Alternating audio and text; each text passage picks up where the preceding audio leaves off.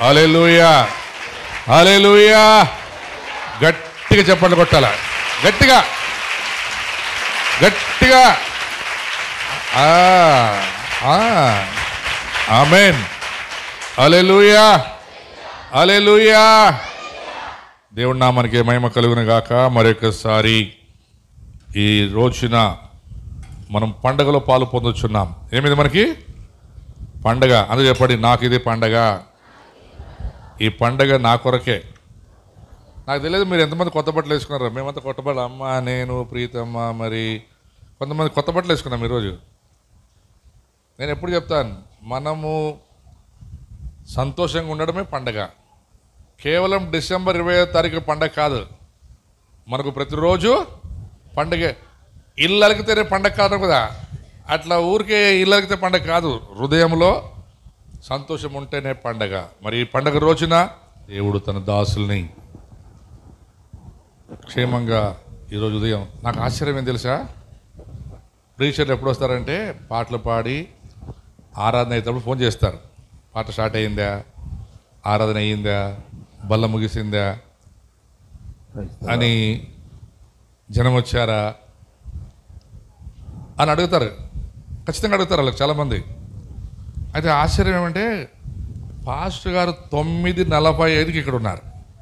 ఆయన అనంతపురంలో పొద్దున లేచి సిద్ధపడి ఇక్కడికి 9:45 నాకు ఫోన్ చేశారు. కరెక్ట్గా 9:45కి ఎక్కడారంటే మీ చర్చ్ అనుకున్నాం సార్ అంటున్నారు. నిజంగా కొన్నిసార్లు ఇలాంటివి చూస్తే సిగ్గుచేయడం అనిపిస్తుంది నాకు కూడా.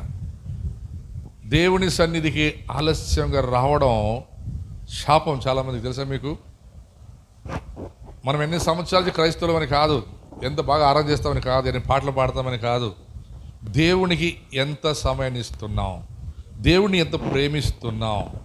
మీరు హాస్పిటల్కి కానీ, రేషన్ తెచ్చుకునే స్టోర్లకు కానీ, లేకుంటే ఎలక్షన్లప్పుడు డబ్బులు ఇస్తారంటే లేట్ అయిపోతారా మీరు? మరి నిజంగా మరి ఒక్కసారి మా ఆహ్వానం అందుకొని చాలా తక్కువ టైంలో, నిజంగా చెప్పాలంటే 3 రోజుల కిందట, అన్నా మేము మీటింగ్ పెట్టుకుంటున్నాం మరి రావాలి అన్నప్పుడు అని అసలు ఏం చెప్పలేదు. అన్నా నేను ఆదివారం ఖచ్చితంగా పూర్తి రోజు మీ దగ్గర ఉంటాను, మీతో గడుపుతాను, నాకు చాలా సంతోషం అని మా ఆహ్వానం అందుకొని మా మధ్యకు వచ్చినటువంటి దైవ సేవకులు, ఆయన పేరు నెహమ్యా నాగరాజ్. పేరు తెలుసు, అంటే కొన్ని సర్నేమ్ ఉంటాయి ఇంటి పేర్లు అట్లా. మరి ఆయన అనంతపురం జిల్లాలో గొప్ప దైవ సేవ చేస్తూ, మరి అనంతపురం జిల్లా పాస్టర్స్ ఫెలోషిప్ అధ్యక్షులుగా ఉంటూ, మరి ఆంధ్రప్రదేశ్లో అనేక స్థలాల్లో, మరి కర్ణాటకలో, చుట్టుపక్కల స్థలాల్లో దేవుని చేత వాడబడుతున్నటువంటి గొప్ప దైవ సేవకుడు. నాకు ఆయనకు పరిచయం చాలా తక్కువ. ఈరాళ్ళలో వారి సాక్ష్యం విన్నాను, వారి వాక్యం విన్నాను. దాని తర్వాత మళ్ళీ మా పాస్టర్స్ ఫెలోషిప్కి మన 25 సంవత్సరాలకి ఆహ్వానిస్తే వచ్చారు. మరి ఈరోజు మన సంఘంలో మనతో పాటు ఉండడం చాలా సంతోషం, మరి ఆశీర్వాదం. మరి దైవ సేవకుల్ని మనం చప్పట్లు కొడుతూ ఆహ్వానిద్దాం. మరి అయ్యగారు వాక్యంతో పాటు తన సాక్ష్యాన్ని కూడా పంచుకుంటారు. జాగ్రత్తగా వినండి, ఎవరు నిద్రపోదండి అన్న యేసుక్రీస్తు నామములో మీకు ఆహ్వానం, మరి వందనాలు తెలియపరుస్తున్నాం. ఇక మీ సమయం. మన ప్రభువును, మన రక్షకుడును, మన విమోచకుడైన యేసుక్రీస్తు నామమునకు మహిమ కలుగును గాక. 2 చేతులు ఎత్తి బిగ్గరగా,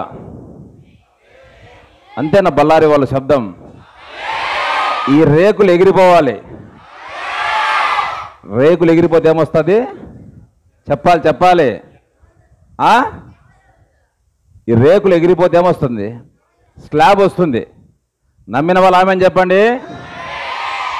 నన్ను మరి ప్రేమతో ఆహ్వానించినటువంటి దైవజనులు, బేతేలు ఇంపాక్ట్ మందిరం యొక్క దైవజనులు, మరి ఇక్కడ కూడా మరి అసోసియేషన్లో ఎంతో యాక్టివ్ ఉన్నటువంటి దైవజనులు, మరి కృష్ణపర్ణ గారికి, వారి పాశ్వమైనటువంటి పాశ్వమ్మ గారికి, వారి కుమారునికి, వారి కుమార్తెకు, సంఘ విశ్వాసులు మీ అందరికీ కూడా పేరు పేరున నా యొక్క హృదయపూర్వక వందనాలు తెలియదు. అందరికీ వందనాలమ్మా, అందరికీ వందనాలు. చేతులు లేవా? మీ మందిరం పేరు ఏం పేరు? అందరూ చెప్పాలి. బేతేలా బేతేని అంటే అర్థమేమి?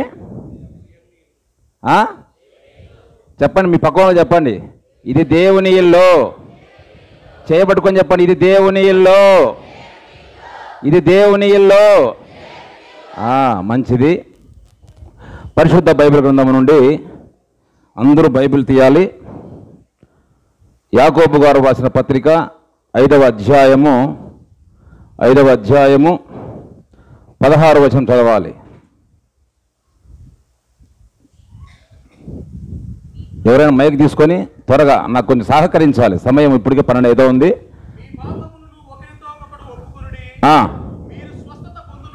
మైక్ బ్రదర్, మైక్ తీసుకోండి.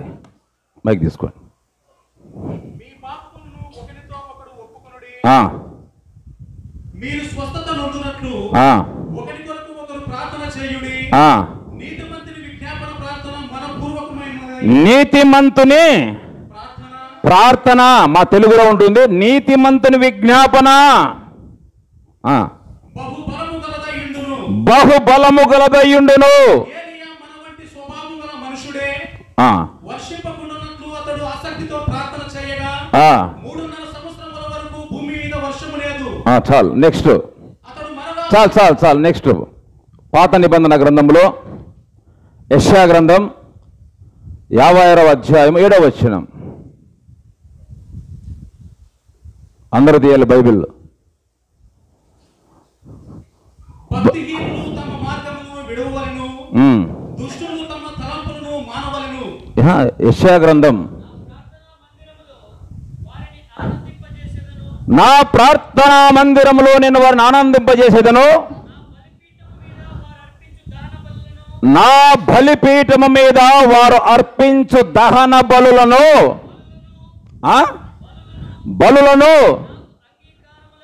నాకు అంగీకారమగులగును. నా మందిరము సమస్త జనులకు. చాలు బ్రదర్. ప్రేమ కలిగిన మా పరలోకపు తండ్రి యేసుక్రీస్తు ప్రభువా, మీకు కృతజ్ఞతాస్తుతులు, స్తోత్రాలు, వందనాలు చెల్లిస్తున్నాం ప్రభువా. తండ్రి, ఈ దినము నాయన మీరు బళ్ళారి ప్రాంతానికి నడిపించారు. అందును బట్టి మీ కృతజ్ఞతాస్తులు చెల్లిస్తున్నాను. నీ పక్షాన్ని నిలబడి మాట్లాడుతుండగా ప్రభువా, నా మాటలు వ్యర్థం నా తండ్రి. పరలోకం నుండి నాయన నా నోటికి నీ మాటలు అందించి మీరే మాట్లాడి మహిమ పొందమని ప్రార్థన చేస్తూ, నీ వాక్యమే బ్రతికించేది, బాధలో నెమ్మదినిచ్చేది ప్రభువా. నీ వాక్యములో మమ్మల్ని ప్రతిష్ఠ చేయమని ప్రార్థన చేస్తూ, ప్రతి విధమైన అపవాదమని క్రియలు యేసు నామములో లయము చేస్తూ, నీకే ఘనత, మహిమ, ప్రభావములు ఆరోపిస్తూ యేసుక్రీస్తు నామమున ప్రార్థన చేస్తున్న మా పరమ తండ్రి. ఆమెన్, ఆమెన్, హల్లెలూయా. అంటే మీరు హల్లెలూయా చెప్పరా? చెప్పచ్చు కదా హల్లెలూయా. మరి హల్లెలూయా అంటే ఏంటి అర్థం అందరికీ తెలుసు కదమ్మా. చెప్పాలి ఏమి? మరి అంతే. మనం నిజంగా ఆరాధనలో పాస్టమ్మ గారు, మరి బ్రదర్ పేరు ఏం పేరు కానీ, బారూక్ కొడుకు, బారూక్ క్రిస్టఫర్. నిజంగా చెప్తున్నా, ఆయన ఆరాధన చేస్తూ ఉంటే మీరు ఏమనిపించారేమో కానీ నేనైతే ఆ యొక్క సన్నిధిని, ఆ సంతోషాన్ని నేను కూడా అనుభవించాను. నా కళ్ళలో నీళ్ళు వచ్చాయి. సామాన్యంగా కళ్ళలో నీళ్ళు రావు.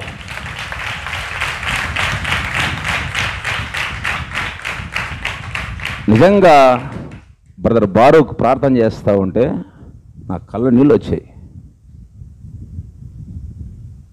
ఎందుకు దేవుడు ఈ భూమి మీద నిన్ను నన్ను పుట్టించారో తెలుసా? ఎందుకు పుట్టించాడు దేవుడు?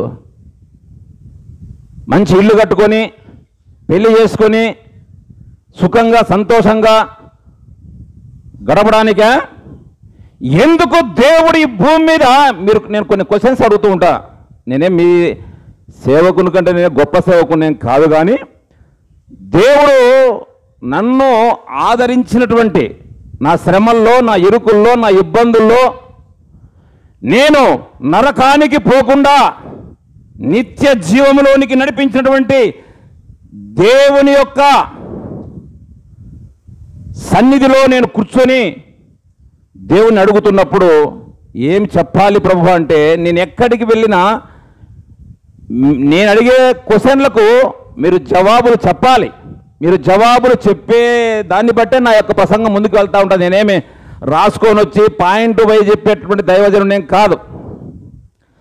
మీ దైవజనుడు యాక్చువల్గా నిన్న సాయంత్రం కూడా రావాల్సింది. నాకు నిన్న సాయంత్రం వేరే దగ్గర ప్రోగ్రాం ఉంటే రాలేకపోయాను. గత వారం అంతా కూడా ఆదివారం నుండి శుక్రవారం వరకు కూడా ఊర్లో లేను. దాదాపుగా అమలాపురంలో ఉన్నాం. శుక్రవారం వచ్చి 2 మీటింగులు చూసుకొని వచ్చాం. ఆదివారం మామూలుగా బయటికి రాను, ఎందుకంటే నేను మందిరంలో ఉండాలి కాబట్టి. అయితే నేను ఒకటి ఆలోచన చేస్తా, ఏ సేవకుడు నన్ను పిలిచాడంటే ఖచ్చితంగా దేవుడు వారితో మాట్లాడితే తప్ప నన్ను పిలిచరు. అది నేను నమ్ముతా బలంగా. ఇప్పుడు మీ దైవజనులు అన్నగారు కృష్ణ అన్నగారు పిలిచారు అంటే దేవుడు ఆయనతో మాట్లాడి ఉన్నాడు కాబట్టి నన్ను పిలిచాడు. కాబట్టి నేను మాట మాట్లాడకుండా మీ దగ్గరికి వచ్చాను. కాబట్టి దయచేసి మీరు నన్ను సహకరించాలి. ఎవరు మాట్లాడద్దు, అటు ఇటు తిరగవద్దు, స్ట్రైట్ అంతా మీరు నా వైపే చూడాలి. హల్లెలూయా, దేవునికి మహిమ కలుగునుగాక.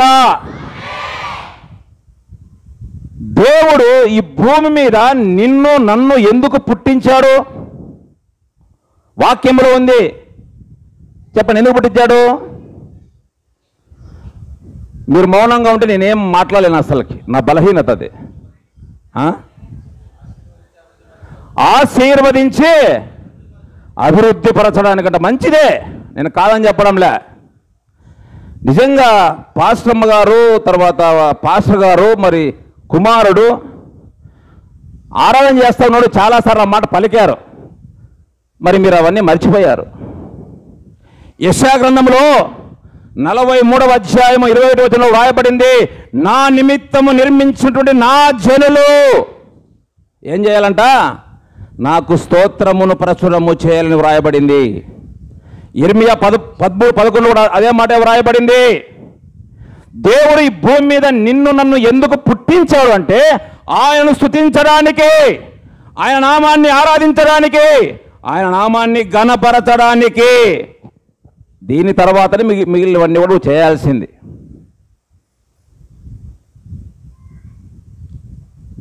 ఈరోజు ఉదయం లేచిన వెంటనే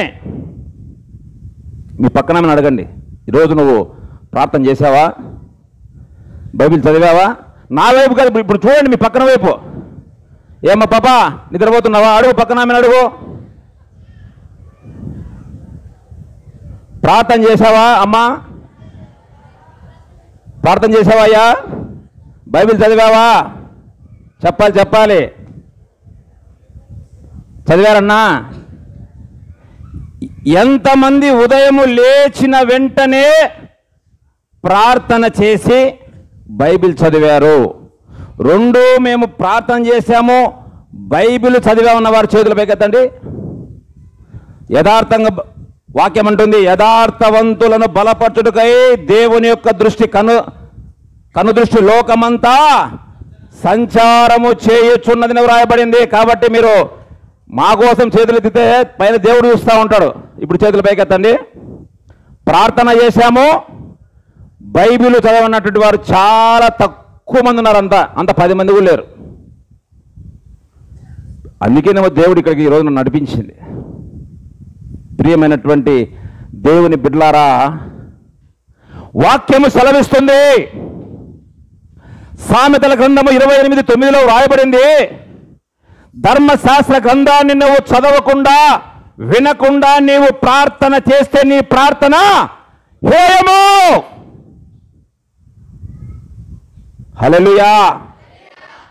నీవు ఉదయము లేచిన వెంటనే ఏం చేయాలి?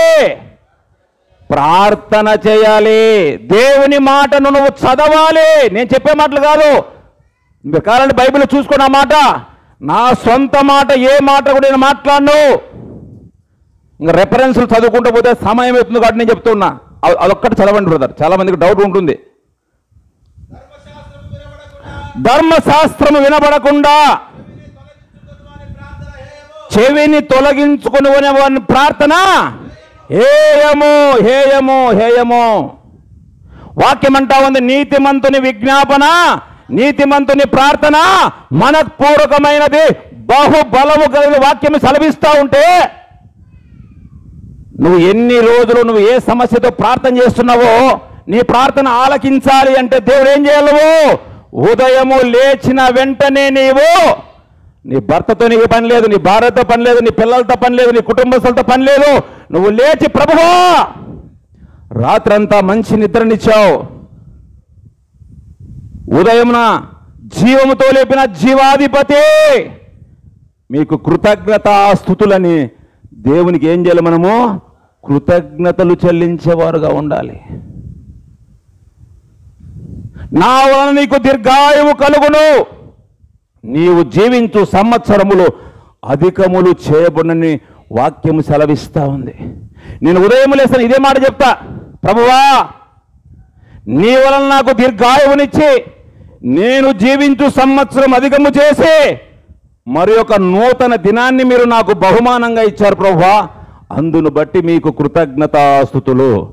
నీవు పొందిన గాయముల చేత నాకు ఆరోగ్యము ప్రభువా అని ఈ రెండు మాటలు చెప్పండి నేను బయటికి రాను.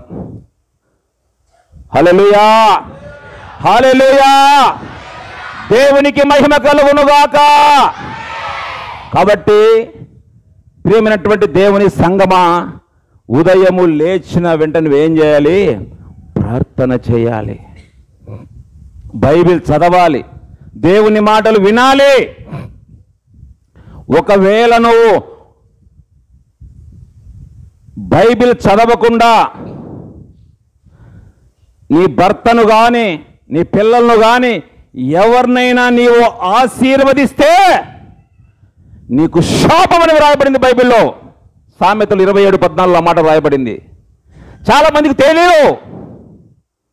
అందుకనే వాక్యం అంటుంది యెషయా గ్రంథంలో 5:13 నా జనులు జ్ఞానము లేక చెరపట్టబడి ఉన్నారు. యెషయా గ్రంథంలో రాయబడింది. యెషయా గ్రంథంలో కూడా 3:6 నా ప్రజలు జ్ఞానము లేక నశించిపోతున్నారు. అదే అధ్యాయము యెషయా గ్రంథం 6:3 రాయబడింది యెహోవాను గూర్చిన జ్ఞానము సంపాదించుకుందాం రండి. ఎక్కడ సంపాదన దొరుకుతున్నది? ఎక్కడ ఆ జ్ఞానమును సంపాదించుకుంటావంటే ఈ బేతేని మందిరములోనో. చప్పట్లు కొడదాం. బయట లోకములో ఎక్కడా నీకు దేవుని జ్ఞానము దొరకదు. లోక జ్ఞానము చూస్తున్నాం ఈరోజు. ఎంతో చదువుకొని స్కూల్ టాపరు, మన వెస్ట్ బెంగాల్ అయినటువంటి కేసు, ఒక డాక్టర్ అమ్మని రేపు చేశాడు. వాడి పేరు సంజయ్ రాయ్. వాడు స్కూల్లో టాపర్ అంటవాడు. ఆయన ఏం చేశాడు? కిరాతకంగా మానభంగం చేశాడు. కాబట్టి లోక జ్ఞానంతో మనకు పని లేదు. దేవుని జ్ఞానము నువ్వు సంపాదించుకుంటే నీవు ఈ భూమి మీద ఎలా బ్రతకాలో దేవుడే నీకు చూపిస్తాడు. హల్లెలూయా, హల్లెలూయా. చాలా మంది చెప్తూ ఉంటారు, సార్ మేము ప్రార్థన నెల నుంచి చేస్తూ ఉన్నాం, 2 నెలల నుంచి చేస్తున్నాం, ఉపవాసం ఉండి ప్రార్థన చేస్తున్నాం, దేవుడు మా పట్ల కనికరించలేదు, మా కార్యము జరగలేదు, మా బిడ్డకు పెళ్లి కాలేదు, నా కొడుకు పెళ్లి కాలేదు, మేము మంచి ఇల్లు కట్టుకున్నాం కూడా ఇల్లు కట్టుకోలేకపోతున్నాం. కారణం నీవు దేవుణ్ణి సరిగా ఎరిగి ఉండలేదు.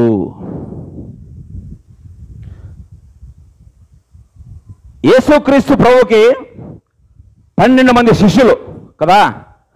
12 మంది శిష్యులు కూడా యేసుతో ఉన్నటువంటి వారే. ఆయన చేసినటువంటి ఆశ్చర్య కార్యాలు కళ్ళారా చూశారు, చెవులారా విన్నారు. అయితే ఒకసారి ఏం జరిగిందో మనం బైబిల్లో చూడగలిగితే మార్కు సువార్తలో 4వ అధ్యాయము నేను చదువుతా, శ్రద్ధగా వినండి. ఆ దినమే సాయంకాలమైనప్పుడు ఆయన అద్దరికి పోదామని వారితో చెప్పగా వారు జనులను పంపివేసి ఆయనను ఉన్నపాటున చిన్న దోణిలో తీసుకుని పోయిరి. ఆయన వెంబడి మరికొన్ని దోణులు వచ్చెను. అప్పుడు పెద్ద తుఫాను రేగి ఆయన ఉన్న దోణి మీద అలలు కొట్టినందున దోణి నిండిపోయెను. ఆయన దోణ అమరమందు తలగల మీద తలవాల్చుకుని నిద్రించుచుండెను. వారు ఆయనను లేపి, బోధకుడా, మేము నశించిపోతున్నాము, నీకు చింత లేదా అని ఆయనతో అనిరి. అందుకు ఆయన లేచి గాలిని గద్దించి నిశ్శబ్దమై ఊరుకుండమని సముద్రంతో చెప్పగా గాలి అణిగి మిక్కిలి నిమ్మలమాయను. అప్పుడు ఆయన, మీరెందుకు భయపడుతున్నారు? మీరింకనూ నమ్మలేక ఉన్నారా అని వారితో చెప్పెను. వారు మిక్కిలి భయపడి, ఈయన ఎవరో, గాలియు సముద్రమును ఈయనకు లోబడుచున్నవని ఒకనితో ఒకడు చెప్పుకొనిరి. చూసిరా, 12 మంది శిష్యులు యేసయ్యతో ఉన్నటువంటి వారే. ఆ సముద్రంలో తుఫాను వచ్చింది. మనకు కూడా తుఫాను లాంటి సమస్య, కష్టము, నష్టము, బాధ, ఇరుకు, ఇబ్బంది వచ్చినప్పుడు యేసయ్యను ఎవరో అంటామనమా? అక్కడ శిష్యులే అన్నారు, ఈయన ఎవరో అంట.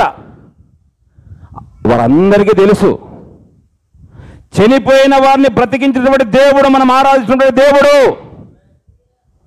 అనేక మంది కుంటి వారిని, గుడ్డి వారిని, మూగవారిని స్వస్థపరిచిన దేవుడు.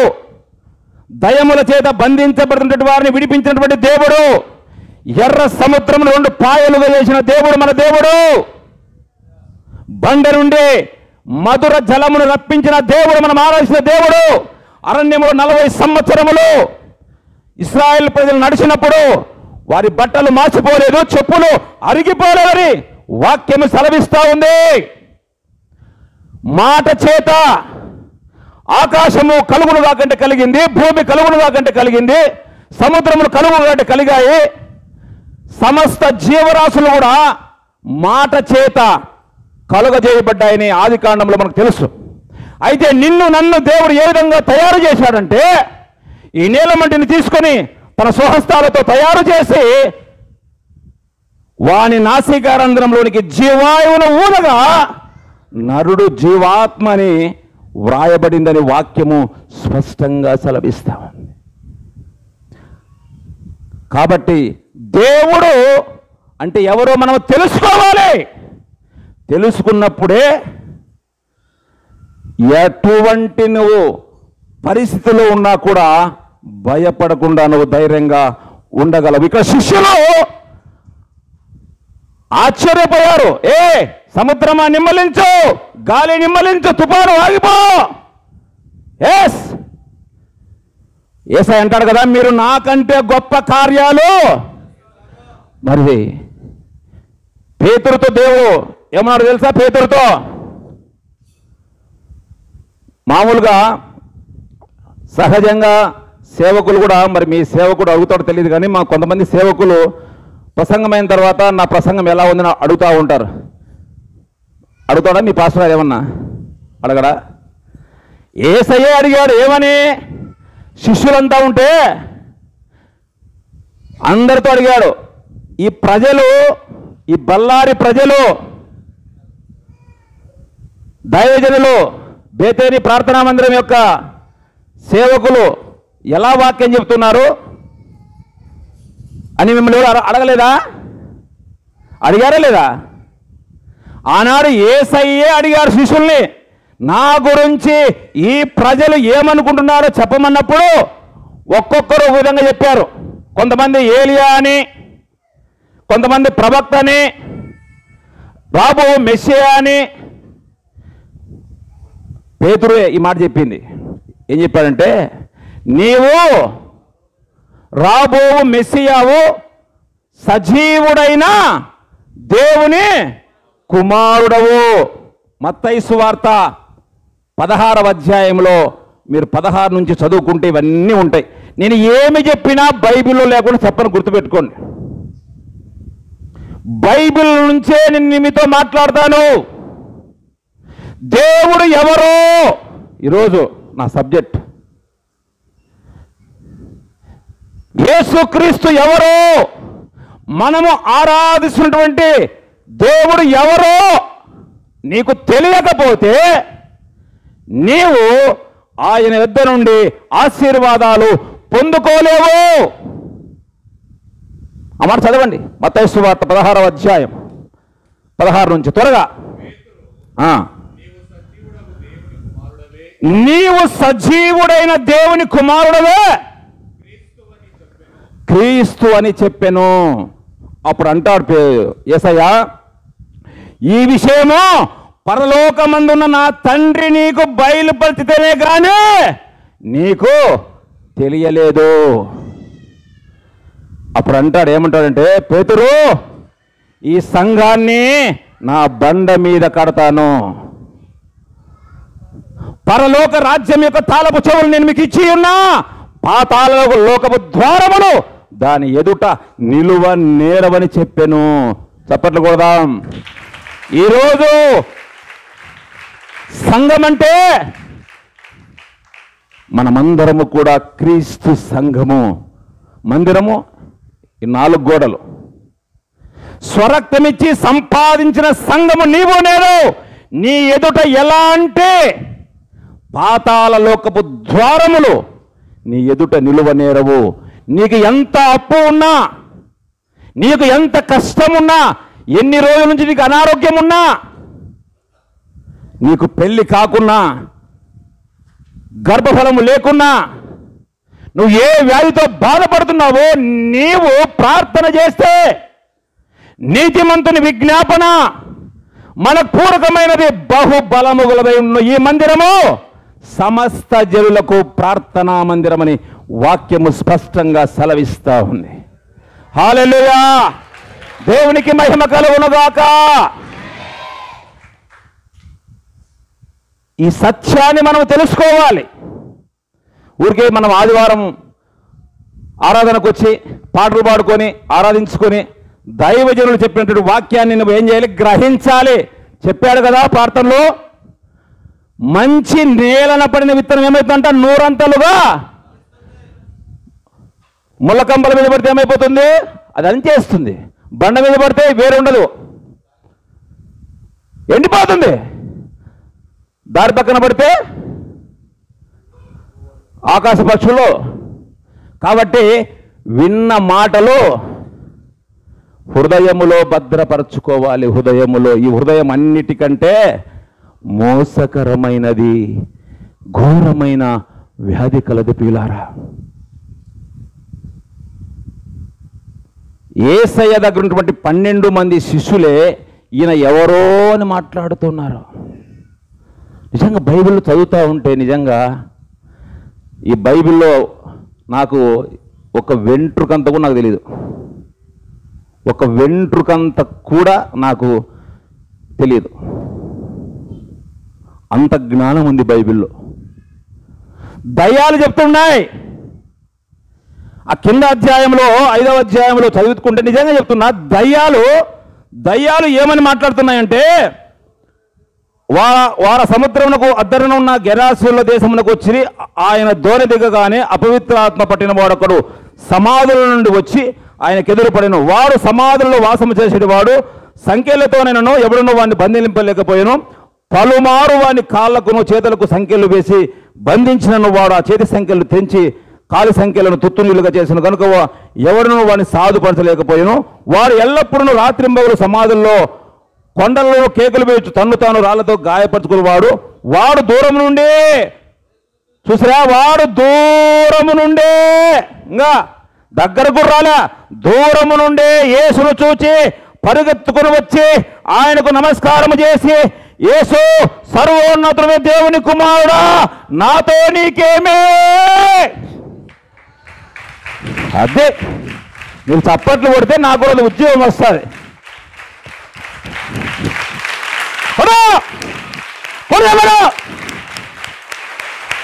దేవునికి మహిమ కలుగునుగాక. ఒక దయ్యము పట్టిన వాడు అంటాడు ఏమని, యేసు నువ్వు చెప్పగలుగుతున్నావా? నీవు చెప్పగలుగుతున్నావా? సర్వోన్నత దేవుని కుమారుడు అని నీవు చెప్పగలుగుతున్నావా? దయ్యాలకు తెలుసు యేసు అంటే ఎవరో, మనకే తెలియదు. చాలామంది మరి ప్రభువుల ఆరాధనలో పాల్గొన్నప్పుడు చాలామంది ఇంకా కింద కూర్చున్నారు తీసుకోకుండా. అంటే దేవుని గురించి తెలుసుకొని కూడా నువ్వు 12 సంవత్సరాలు నిండితే జ్ఞానము ఏది మంచో ఏది చెడ్డో తెలుసుకున్న తర్వాత బాప్తిస్మం తీసుకోవచ్చు. చాలామంది పెద్దోళ్ళు కూడా కింద కూర్చున్నారు, చాలామంది యవ్వన బిడ్డలు కూడా కింద కూర్చున్నారు. అంటే నీకు దేవుని గురించి తెలియదు. తెలిసింటే ఇప్పుడే ఈ వాక్యమైన తదనంతరము ఎట్లా కాలపోతుంది కదా, మీరందరూ బాప్తిస్మము తీసుకుందురుగాక.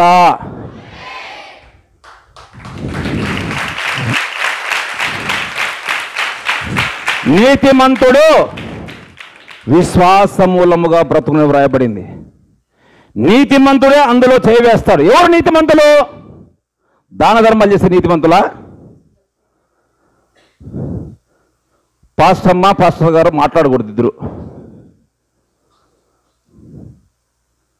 ఎవరు నీతిమంతులు చెప్పండి? దాన ధర్మాలు చేస్తేనా, వస్త్రదానం చేస్తేనా, అన్నదానం చేస్తేనా, భూదానం చేస్తేనా, లేకుంటే బంగారు దానం చేస్తేనా? చెప్పండి ఎవరు? వాక్యం ద్వారా చెప్పాలి. నాకు ఊరికే చెప్తే ఒప్పుకున్నాడా?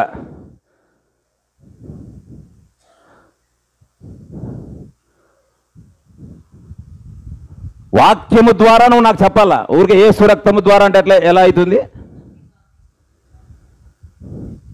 రోమీలకు రాసిన పత్రిక 5వ అధ్యాయము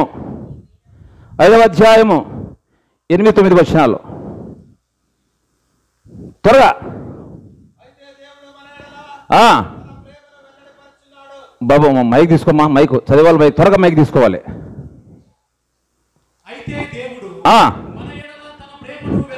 మన ఎడల ఇక్కడ ఉన్నటువంటి ఇంకా బాప్తిస్మము తీసుకోని వారి గురించి దేవుడు మాట్లాడుతున్నాడు. మీ ఎడల దేవుడు ఇంకా ఎట్లనగా మనం ఇంకను పాపులమై ఉండగా క్రీస్తు మన కొరకు చనిపోయెను. కాబట్టి ఆయన రక్తము వలన ఇప్పుడు నీతిమంతులుగా తీర్చబడి. చాలు చూసారా, దాన ధర్మాల వల్ల కాదు, ఆయన రక్తమును బట్టి.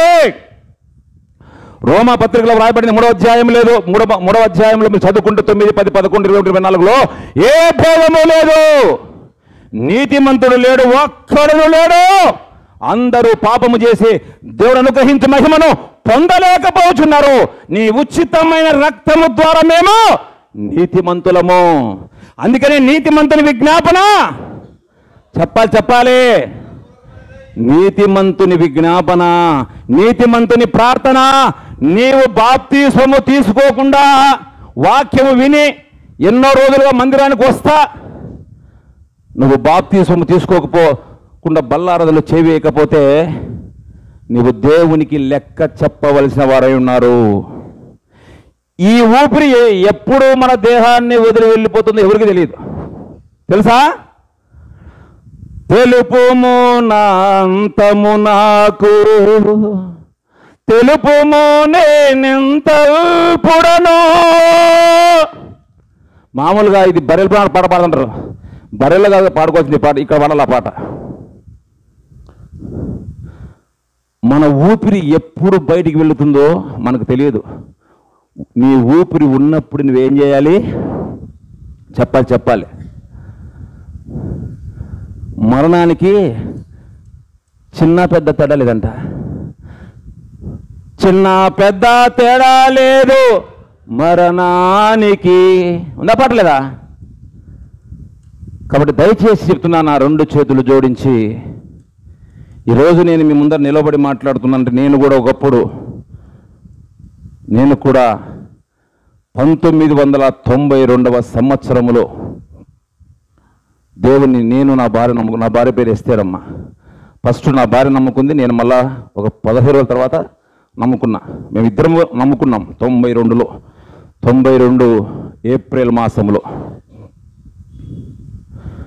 మేము ఎప్పుడైతే దేవుని నమ్ముకున్నామో మమ్మల్ని మా బంధువులు, మా తల్లిదండ్రులు అందరూ కూడా మమ్మల్ని తృణీకరించారంత. వీళ్ళు ఆ దేవుని నమ్ముకున్నారు. ఆ దేవుణ్ణి, ఆ కులపోళ్ళ దేవుణ్ణి. బైబిల్ అలా ఉందా? యేసుక్రీస్తు అందరికీ ప్రభువుని వాక్యం సెలవిస్తూ ఉంది. ఆయన అందరికీ ప్రభువు. ప్రయాసపడి భారం మోసుకున్న సమస్త జనులారా నా యొద్దకు రమ్మని దేవుడు పిలుస్తూ ఉంటే, దేవుడు లోకమును ఎంతో ప్రేమించాడు. ఎందుకు? ఆయన సారూప్యములు ఉన్నటువంటి వారు మనమందరం ఉన్నాము కాబట్టి. చాలా ఎగతాళి చేశారు. మేము ఒక చిన్న, నాకు ఒక 400 రూపాయల జీతము, నా భార్యకు 150 రూపాయల జీతం. మా గవర్నమెంట్ స్కూల్లోనే మామూలు పార్ట్ టైం టీచర్గా వెళ్తూ ఉన్నది. నేను ఒక ఆర్గనైజేషన్లో పనిచేసేటువంటి వాడిని. ఎందుకంటే దైవజనులు సాక్ష్యాన్ని కూడా పంచుకోమని చెప్పారు. నా సాక్ష్యమే 4 గంటలు ఉంటుంది కాబట్టి సాక్ష్యంతో పాటు వాక్యం పంచుకుంటా. సాయంత్రం కూడా ఉంటాను కాబట్టి ఖచ్చితంగా మరి సాధ్యమైనంత వరకు నేను సాక్ష్యాన్ని కూడా పంచుకుంటా. ఇప్పుడు ఒక అర్ధ సాక్ష్యం చెప్తా, మిగతా అర్ధ సాక్ష్యము సాయంకాలం చెప్తా. 550 రూపాయలు మా జీతం, మా ఇద్దరి జీతం. ఆదివారం ఉదయం 9 గంటలకు ఆరాధన అంటే ఖచ్చితంగా ఆ టయానికి అక్కడికి వెళ్ళేవాళ్ళం. ఆ సమయానికి పురుషుల పక్కన ఒక 3, స్త్రీల పక్కన ఒక 4, 5 మంది వచ్చేవాళ్ళు మేము వెళ్ళే చర్చికి. నమ్మకంగా ఆ 550 రూపాయల్లోనే దక్షిణ భాగం తీసి దేవునికి ఇచ్చేవాళ్ళం. 55 రూపాయలు నమ్మకంగా. ఇంకా వేరే సనుగు గొనుగుడు అనేటువంటిది లేదు. దేవుడు ఆ విధంగా చెప్పాడు. నీవు సంపాదించినటువంటి సంపాదనలో ఆ మాట చెప్తే చాలు. చాలామందికి ఈ మాట చెప్ప, ఎస్ నేను చెప్పేది బైబిల్లో ఆ మాట వ్రాయబడింది. బైబిల్లో మలాకీ గ్రంథంలో అందరికీ తెలుసు 3వ అధ్యాయంలో, తర్వాత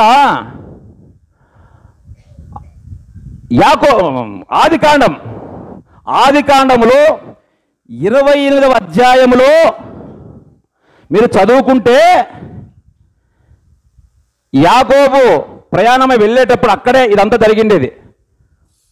ప్రార్థన చేసి అక్కడ బేతేలని పేరు పెట్టి ఒక రాయి పెట్టి ఆ కిందికి వస్తాడు. ఆ చివరి వచనం చదవండి చాలు. చివరి వచనం 28, ఆదికాండము 28వ అధ్యాయము చివరి వచనము.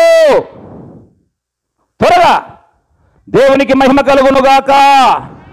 హల్లెలూయా. మరియు నీవు నాకిచ్చు యావత్తులో 10వ వంతు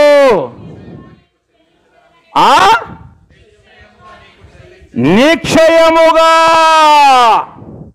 చెల్లిస్తున్నావా? నిక్షయముగా నీవు చెల్లిస్తున్నావా? నీవు చెల్లిస్తున్నవాడు పక్కన అడుగు. నిక్షయముగా నీవు దేవునికి 10వ చెల్లిస్తున్నవాడు అడగండి పక్కన. సబ్బుతో సాకలవాడు ఏ విధంగా బట్టను తోముతాడో వాక్యం ఉంది కదా. వాక్యం ఎలాంటిదంటే సాకలివా అని. ఇప్పుడు మిమ్మల్ని తోముతున్నా, నేను తోమేస్తా. మళ్ళీ మీరు పిలిచినా ఒకటే, నన్ను పిలవకపోయినా పర్వాలేదు నన్ను. హల్లెలూయా. దేవునికి మహిమ కలుగునుగాక. అడిగారా? ఇస్తున్నారన్నా? నిక్షయముగా నీవు సంపాదించిన యావదాస్తిలో హల్లెలూయా దేవునికి మహిమ కలుగునుగాక. క్రొత్త నిబంధన గ్రంథంలో కూడా ఉంది ఆ మాట. 1 కొరింథీ 9:6 చదువుకుంటే, నీవు వర్ధిల్లిన కొలది. ఎందుకు నేను ఈ మాట చెప్తున్నానంటే, చాలామంది వాక్యాన్ని చదువుతారు, అన్వయించుకోరు. ద్వితీయోపదేశ కాండములో 20వ అధ్యాయంలో మొదటి 2 వచనాలు ఏముందంటే, నీవు నీ దేవుడైన యెహోవా మాట శ్రద్ధగా విని నా ఆజ్ఞలను నా కట్టడలను గైకొని నడుచుకుని ఎడలా నీ దేవుడైన చెప్పండి, నీ దేవుడైన యెహోవా. పక్కన ఆమెతో చెప్పండి, పక్కన అయ్యతో చెప్పండి. ఏమని? నీ దేవుడైన యెహోవా ఈ భూమి మీద ఉన్న సమస్త జనముల కంటే నిన్ను హెచ్చించును. మళ్ళీ చెప్పండి ఇంకోసారి, చెప్పండి ఇంకోసారి. ఎప్పుడో నీవు సంపాదించిన యావదాస్తిలో దేవునికి దశమ భాగం ఇచ్చినప్పుడు అని చెప్పండి. చెప్పండి చెప్పండి, నోరు రాలేప్పుడే. హల్లెలూయా. రిబబక తురనమమ లెబె రబో. ప్రతి విధమైన అపవాది క్రియలు యేసు నామములో పారిపోవును గాక. రేహేందల్లహో రబబబబ. ఎందుకు నేను మాట చెప్తున్నానంటే నేను ఆశీర్వదించబడ్డాను కాబట్టి చెప్తూ ఉన్నా. 550 రూపాయలు మా జీతములో మేము నమ్మకంగా దేవునికి ఇచ్చాం. మేము నమ్మకంగా ఇచ్చిన కొలది మమ్మల్ని దేవుడు వర్ధిల్లింపజేశాడు. ఎంతగానంటే నేను చెప్పలేనంతగా మా పాస్టర్ గారు మందిరం కడతా ఉన్నారంటే నాకు మంచి, నా భార్య పేరు ఉండింది ఎస్తేర్ అని ఉంగరం ఉండే, నా భార్యకు నెహెమ్యా అని ఉంగరం ఉండే. ఒకరోజు ఆదివారం ప్రసంగం అయిపోయింది, ఆయన చెప్పాడు మందిరం కడుతున్నాము ఇమ్మని చెప్పి, మా దగ్గర డబ్బులు లేవు, ఉంగరాలు ఉన్నాయి. తీసి పాసారికి వెళ్ళి మేము కానుక డబ్బాలు వేసాం. కానుక డబ్బాలో వేసాం ప్రియులారా, ఇది నిజం ఇదే. హల్లెలూయా. ఎందుకు? దేవునికి ఇస్తే ఆయన 100 ఇస్తాడని తెలుసు. ఈ భూమి మీద ఉన్న సమస్త జనముల కంటే ఎప్పుడైనా నీవు వాక్యం చదివావా? చదివింటావు. ద్వితీయోపదేశ కాండములో 28వ అధ్యాయములో 1 నుంచి 14 వచనాలు అందరూ చదివింటారు. ప్రభువా, నేను ఇంట్లో దీవించబడాలి, బయట దీవించబడాలి, నా గర్భఫలం దీవించబడాలి, నా భూఫలం దీవించబడాలి, ఇంకా నా పొలంలో దీవించబడాలి, నా గంప, నా పిండి, పిసుకు తొట్టి, నా నూనె, ఇంకా నా అప్పులు కొట్టువేయబడాలి, నేను పైవాడుగా ఉండాలి, నేను తలగా ఉండాలి, ఇవన్నీ చెప్తా ఉంటాం. వాక్యము వాక్యము వాక్యము వాక్యము. నీ దేవుడైన యెహోవా మాట శ్రద్ధగా వినే ఆయన ఆజ్ఞలను, ఆయన కట్టడలను మీరు ఇవ్వకపోతే దేవుడు పోషిస్తారు. గుర్తుపెట్టుకోండి. మేము ఇవ్వకపోతే మా పాస్టర్ గారు, మా పాస్టర్ అమ్మ వాళ్ళు ఏ విధంగా అనుకోవచ్చేమో. మీరు ఇవ్వకపోయినా సహాయము ఎస్తేరుతో అంటాడు కదా, ఎవరో మొర్దెకై, అమ్మా నువ్వు రాజు నగరులో ఉండే నువ్వు సురక్షితంగా ఉంటావు అనుకుంటున్నావేమో, నీవు సహాయము చేయకపోతే చెప్పాలి. కాబట్టి విర్రవీగద్దండి ఎవరు.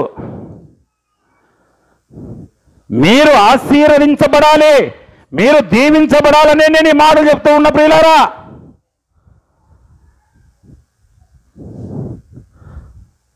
ఈరోజు నేను ఉన్నటువంటి దేవుడు నాకిచ్చినటువంటి ఇంటి విలువ ఎంత?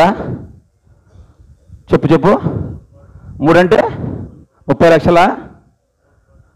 చప్పట్లు కొడదాం. ఎలా తెలుసు నీకు?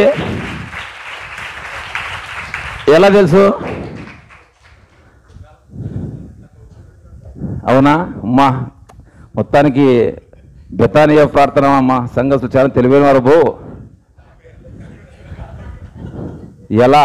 నేను సాయంకాలం చెప్తా ఎలా అనేది, ఇప్పుడు చెప్పను. ఎలా అనేది సాయంకాలం చెప్తా, సాక్ష్యం ఇప్పుడు చెప్పను. ఇంకా సంగ నాకు సమయం అయిపోతా ఉంది. సాక్ష్యం చెప్పుకుంటూ పోతే వాక్యం మధ్యలో ఎగిరిపోతుంది. అంటే మేము దేవుడు అంటే మాకు పిచ్చి.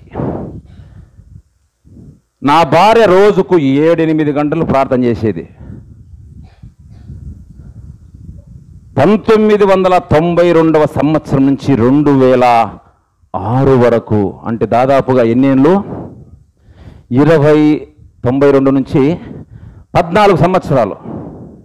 2016 వరకు నేను దేవుని మందిరం అన్నా సంఘం అన్నా బాగా వెళ్ళేటట్టు వాడిని. విశ్వాసనే నేనేమి, నాకు బైబిల్ గురించి ఏం తెలియదు. దేవుడు ప్రేమ స్వరూపి, క్రిస్మస్ వస్తే ఏం చేయాలా, మంచి బట్టలు చెప్పి కదా అయ్యగారు, మంచి బట్టలు వేసుకోవాలా, 1000 మందికి 2000 మందికి అన్నం పెట్టాలి అంతే క్రిస్మస్ అంటే. దానివల్ల ప్రయోజనంలే. క్రిస్మస్ పండగ అంటే నాకు అందరినీ పిలిచి భోజనం పెట్టాలా అనే ఆ మైండ్ ఒక్కటే నాలో ఉండేది అంతే. నేను మళ్ళీ తినేదే, తాగేదే, అబద్ధాలు చెప్పేదే అన్నీ. 2006లో ఏమైపోయిందంటే దేవుడు ఆశీర్వదించిన కొలది నేను లోకంతో స్నేహం చేశాను. లోకంతో అప్పుడు మా ముఖ్యమంత్రి దివంగత నేత వైఎస్ రాజశేఖర రెడ్డి గారు ముఖ్యమంత్రిగా ఉన్నప్పుడు నాకు పిలిచి జెడ్పీటీసీ టికెట్ ఇచ్చారు. ముదిగుబ్బ మండలం, మా సొంత మండలంలో గెలిచాను. 25 లక్షలు ఖర్చు పెట్టి గెలిచా. జెడ్పీటీసీ అంటే ఆషామాషి కాదు. అక్కడ మామూలుగా 2-3 లక్షల కంటే ఎక్కువ ఖర్చు పెట్టరు. ఎందుకు, దేవుడు ఆశీర్వదించాడు, డబ్బులు ఉన్నాయి, పేరు ప్రఖ్యాతులు సంపాదించుకోవాలంటున్న ఉద్దేశంతో 25 లక్షలు ఖర్చు పెట్టి నేను జెడ్పీటీసీకి గెలిచాను. 2006 నుంచి 2015 9 సంవత్సరాలు లోకములో కలిసిపోయిన దేవుడు లేదు, కుటుంబము లేదు, యేసు రక్తమే జయం అంతే. ఇంకా నా భార్య మానక నీతిమంతురాలు కదా, 23 సంవత్సరాలు ప్రార్థన చేసిన నా భార్య, 23 సంవత్సరాలు నా భార్య. నా భర్త పూర్తిగా రక్షించబడాలి, దేవుని సేవ చేయాలి అని యెహోషువ చెప్పినట్టు మీరు ఏ దేవుణ్ణైనా ఏ దేవతనైనా పూజించుకోండి, నేను చెప్పాలి నేను నా ఇంటి వారు ఎవరిని 23 సంవత్సరాలు ప్రియులారా, 23 సంవత్సరాలు. తగిన కాలమందు దేవుడు ఏం చేస్తాడు, ప్రతిదానికి బైబిలే ఆధారం. ప్రతిదానికి బైబిలే ఆధారం. నేను బైబిల్లోనే చూపిస్తా మాట, బైబిల్లోనే ఆధారం. ఆది కాండము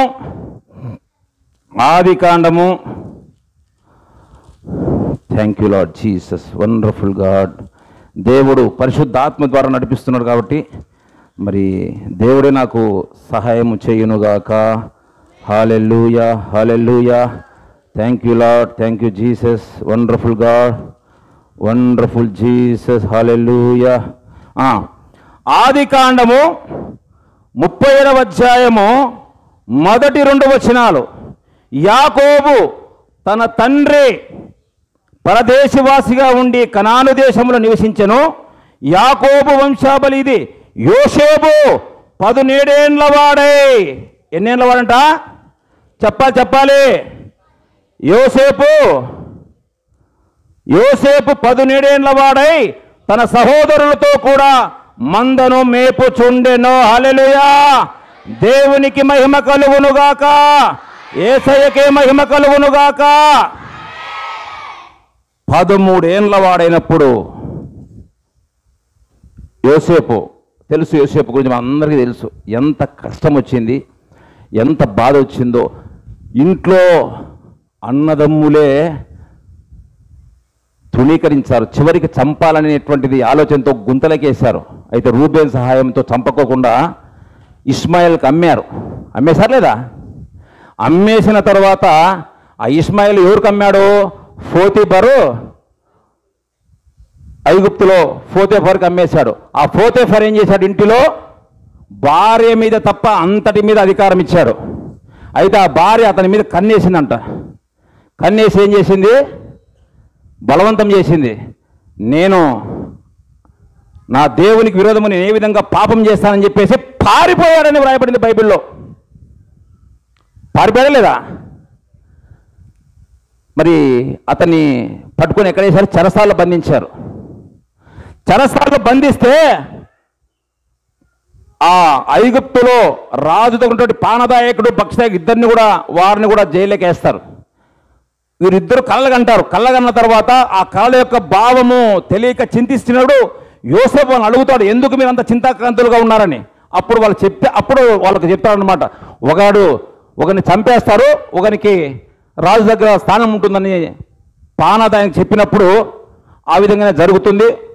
నీవు బయటికి పోయినప్పుడు నన్ను జ్ఞాపకం చేసుకోమంటాడు యోసేపు. వాడైతే జ్ఞాపకం చేసుకోడు. ఈరోజు చాలామంది దేవుని చేత ఎన్నో మేలు పొందుకుంటున్నాం, అయితే దేవుని మనం మర్చిపోతున్నాం. అయితే దేవుడు మరచిపోయేవాడు కాదు. అక్కడ రాయబడింది 39:21 కూడా, అయితే యెహోవా యోసేపునకు తోడయుండి అతని యందు కనికరపడి అతని మీద ఆ చెరసాల యొక్క అధిపతి కటాక్షములను చేసెను. అదంతా ఉంది, అది కాదు నాకు పాయింట్ చూపిస్తా. ఇక్కడ 41వ అధ్యాయం, ఆదికాండము 41వ అధ్యాయంలో ఉంది. ఐగుప్తు రాజైన ఫరో ఎదుట నిలిచినప్పుడు 30 సంవత్సరాల వాడై ఉండెను.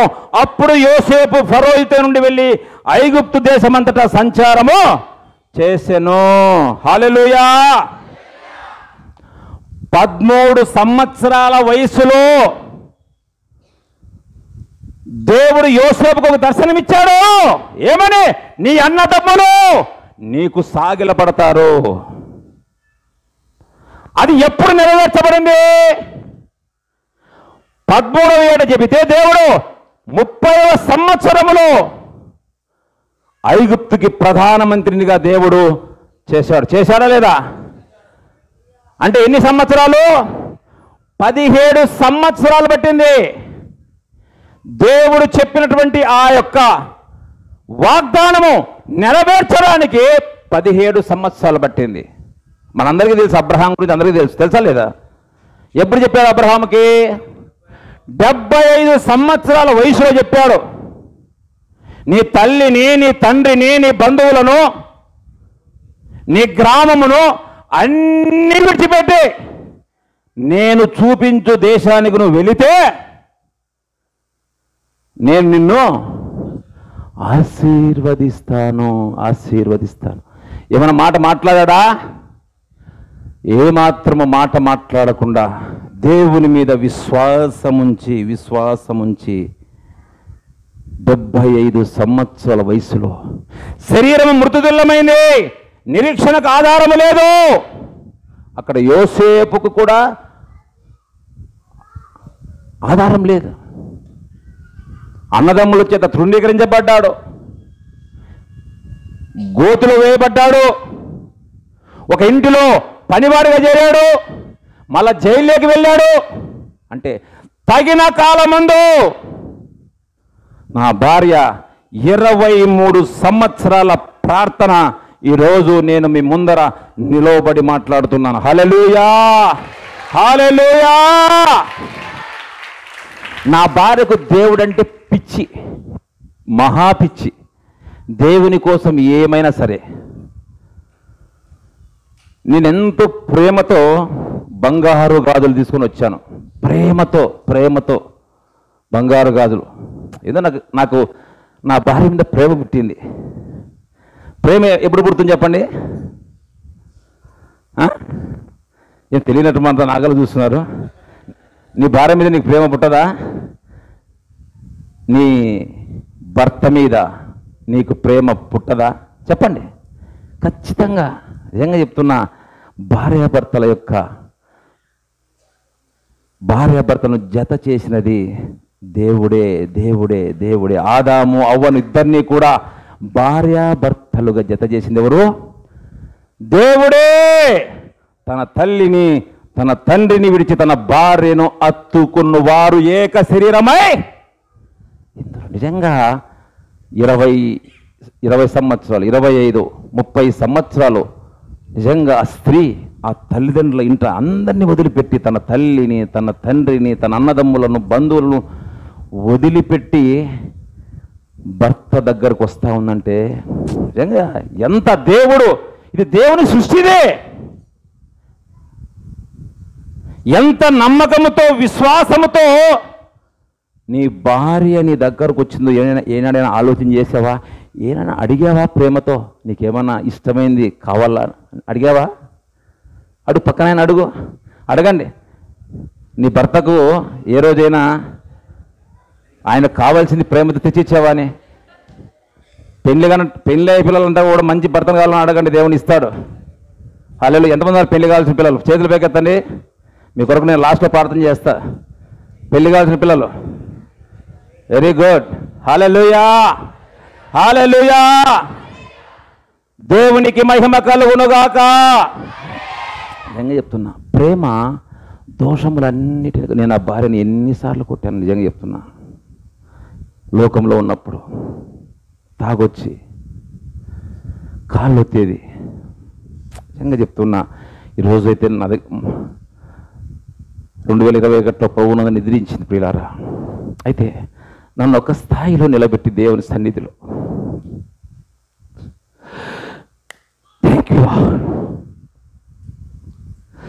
భార్య విలువ ఉన్నప్పుడు తెలిసింది కొద్ది కాలమే.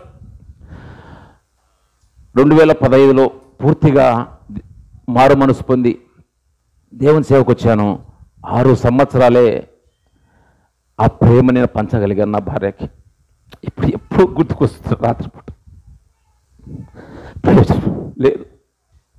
నిజంగా చెప్తున్నా, భార్య భర్తల మధ్య ప్రేమ అది ఒకరోజు ఒక గంట కాదు, నిరంతరము, జీవితాంతము మరణము ఈ భూమి మీద ఉన్నంత వరకు, దేవుని మహిమలో చేర్చబడేంత వరకు కూడా ఆ ప్రేమ ఉంటాయి. నేను ఉండవు అని చెప్పను.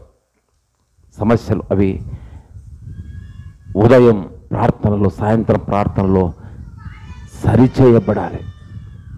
సమాధానపరచువారు ధన్యులు, వారు దేవుని కుమారులు అనబడతారు. నేను ఎంతో ప్రేమతో గాజులు తీసుకొని వస్తే 1 నెల పెట్టుకుంది గాజులు. 1 నెల పెట్టుకుంది. ఒక మీటింగ్కి వెళ్ళింది. మీటింగ్లో నుంచి ఇంటికి వచ్చింది. చేతులు తీసి నా చేతిలో పెట్టింది గాజులు, బంగారు గాజులు, 4 గాజులు.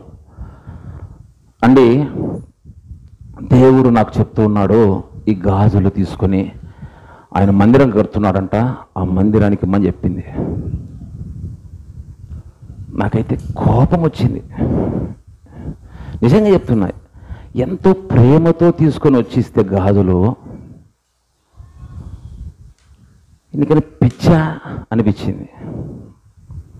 వెంటనే మళ్ళీ నేను కూడా సరిచేయబడ్డాను. అవును కదా, దేవుని కోసం. ఎందుకంటే ఇర్మియా గ్రంథంలో ఒక మాట ఉంటుంది. ఇర్మియా గ్రంథంలో 9వ అధ్యాయంలో ఒక మాట ఉంటుంది. ఏముంటుందంటే, నీకున్నటువంటి జ్ఞానమును బట్టి, బలమును బట్టి, 9వ అధ్యాయము 24వ వచనం, మీరు మళ్ళీ చదువుకోండి అవన్నీ కూడా. నీకున్న జ్ఞానమును బట్టి, బలమును బట్టి, డబ్బును బట్టి, అంతస్తును బట్టి నువ్వు విర్రవీగుతున్నావేమో, జాగ్రత్త. నేను వేవేల మందికి కృప చూపుచూ భూమి మీద బ్రతికిస్తున్నటువంటి నా యందు నీవు అతిశయించాలి, కానీ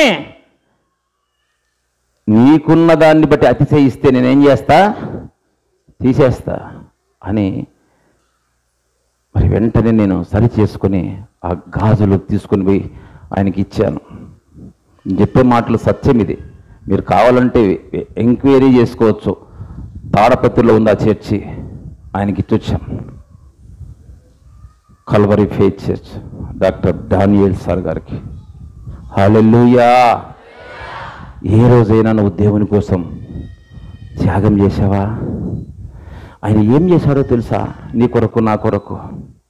చాలామంది ఈ లోకాశీర్వాదాల కొరకు ఎదురు చూస్తూ ఉంటారు.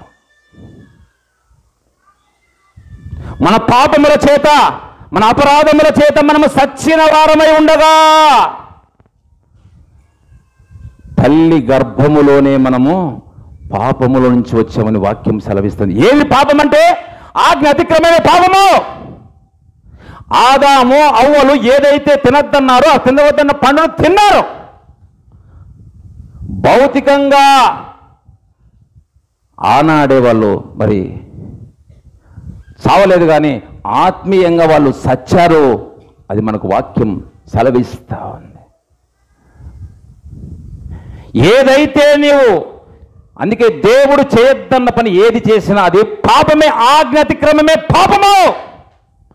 నీవు ఉదయం 10 గంటలకు రావాలి మందిరానికంటే నువ్వు 9:45 వచ్చి కూర్చోవాలి. కూర్చొని నీవు శుద్ధీకరించబడాలి. నేను పరిశుద్ధులై ఉన్న ప్రకారం మీరు కూడా పరిశుద్ధులై ఉండాలి.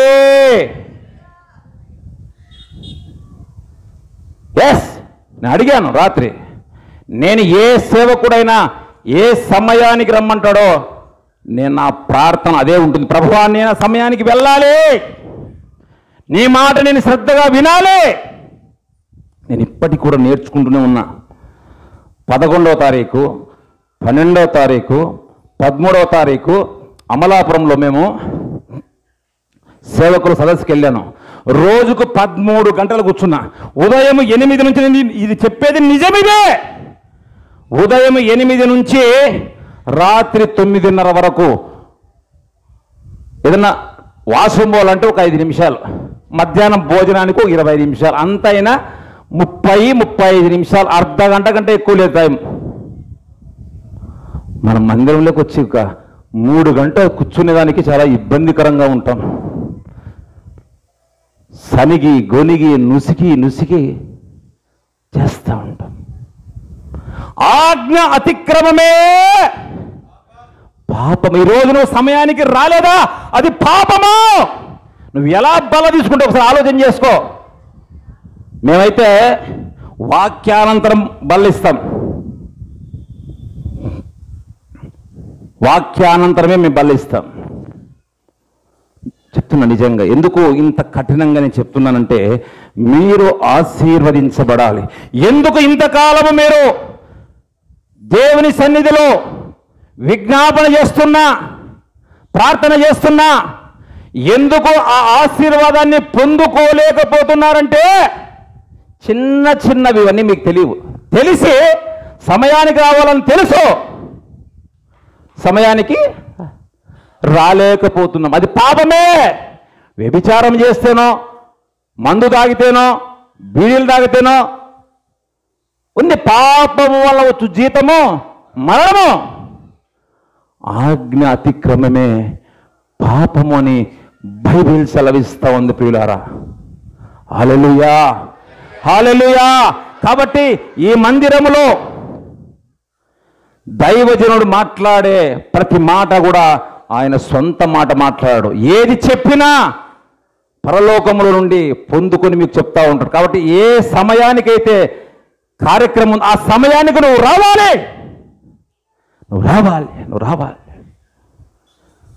దేవుడు ఎవరో నీకు తెలిస్తే, దయ్యాలకు తెలిసినాయి కదా దేవుడు ఎవరో. శిష్యులు ప్రశ్నిస్తున్నారు, ఈయన. ఈరోజు మీరు కూడా అదే పరిస్థితిలో ఉన్నారు. ఎవరో యేసయ్య అంటే తెలియదు అన్నట్లున్నారు అందరూ. బంధము నీవే, స్నేహము నీవే.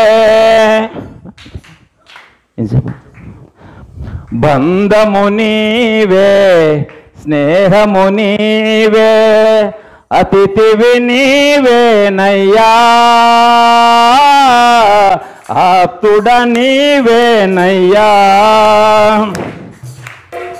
బంధము నీవే, స్నేహము నీవే, బంధము నీవే, స్నేహము నీవే, అతిథివి నీవేనయ్యా, ఆప్తుడ నీవేనయ్యా, అతిథివి నీవేనయ్యా,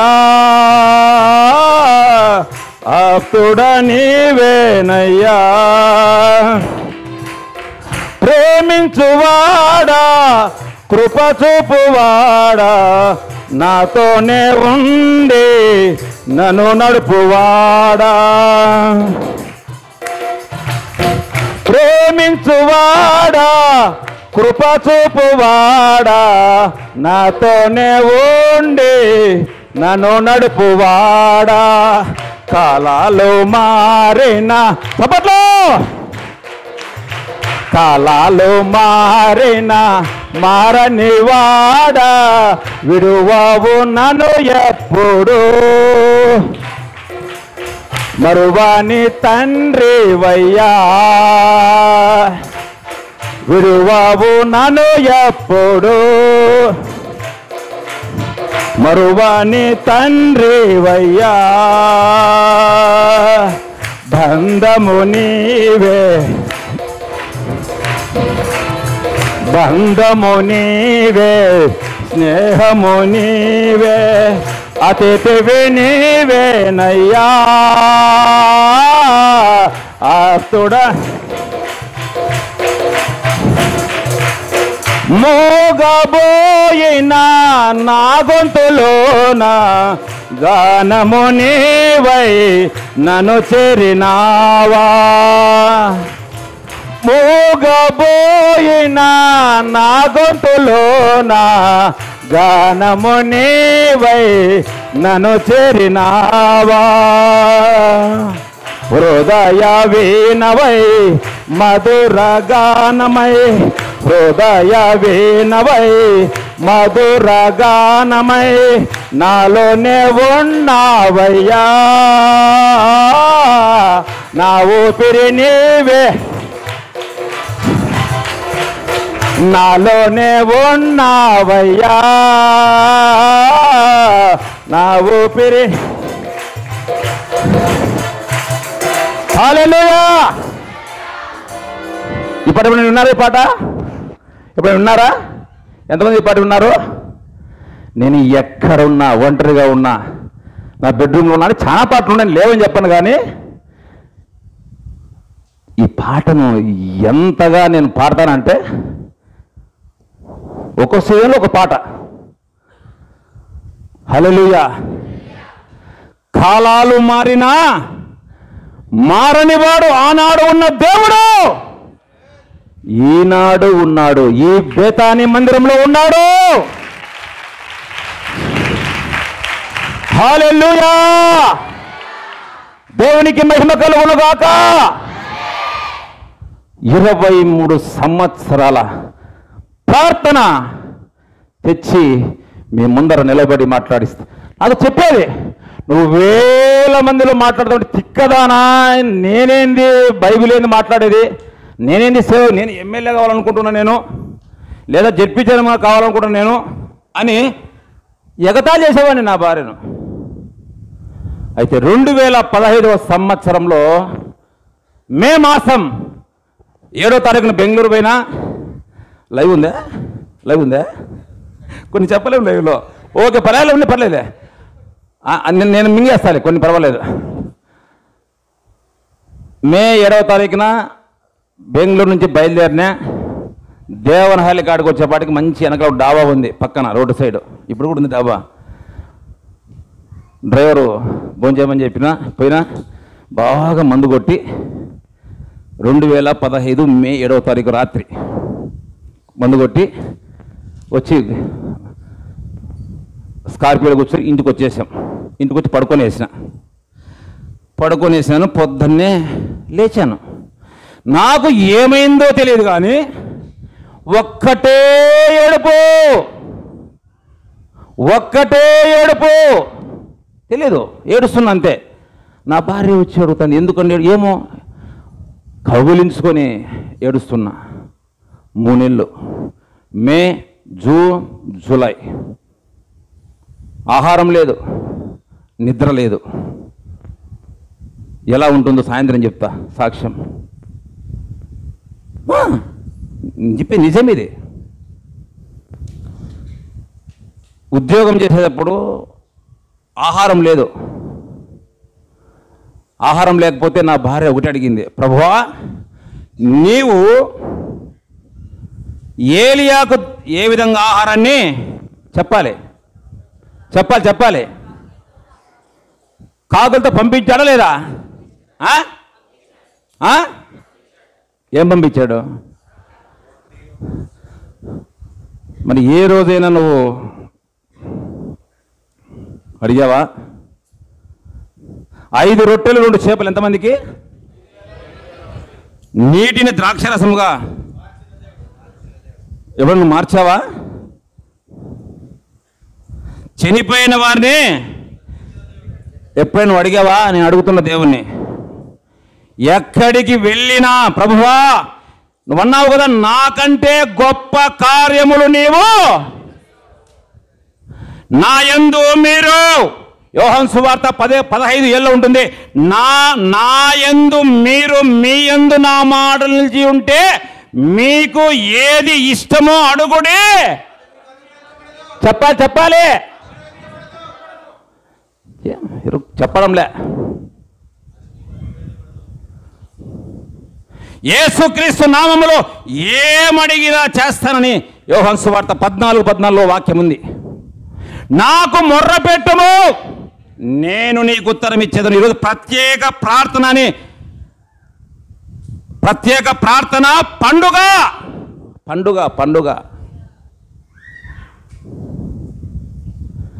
దేవుని మాటలు ఇక్కడ ఉండాలి. నా యందు మీరు మీ యందు నా మాట నిలిచి ఉంటే మీకు ఏది ఇష్టమో అడుగుడి, అప్పుడు మీకు ఇస్తాడు దేవుడు. కానీ దేవుని మాటలు మీ హృదయంలో లేకుండా బూతులు మాట్లాడుతా, సినిమాలు సీరియళ్ళు చూస్తా.